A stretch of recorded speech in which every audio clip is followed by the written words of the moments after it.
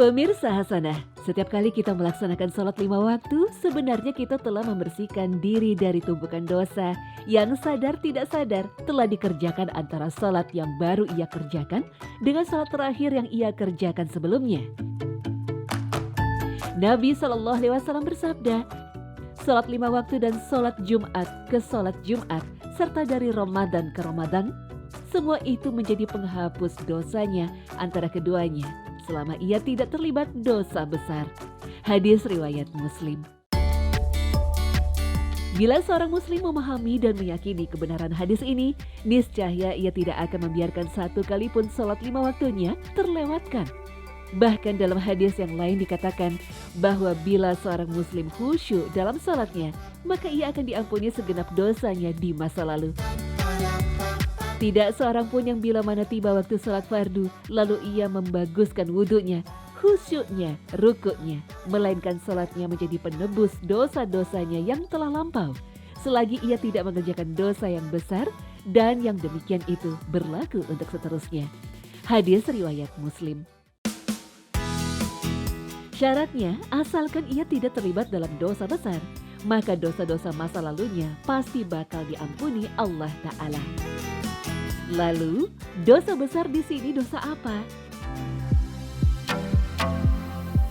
Dosa-dosa besar bisa kita pahami dari hadis Nabi SAW dalam sabdanya.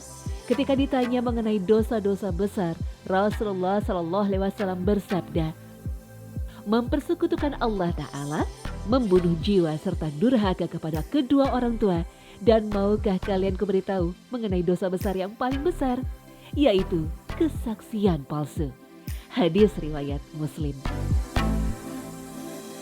Jika kita ingin menjelaskan seperti apa penghapusan dosa orang yang sedang melakukan sholat subuh misalnya, maka kita tidak menemukan cara yang lebih efektif daripada mengumpamakan orang yang sedang sholat dengan orang yang mengangkat beban sangat berat di atas kepalanya.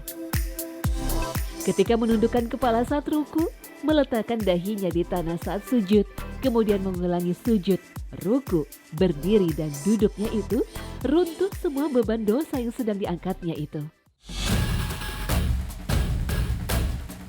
Penghapusan dosa dengan salat juga diumpamakan seperti orang yang tubuh dan pakaiannya kotor karena dosa dan maksiat, lalu melakukan wudhu, maka salatnya ibarat air yang mencuci bersih semua kotoran, baik yang melekat di tubuh atau menempel pada pakaian, hilang semuanya.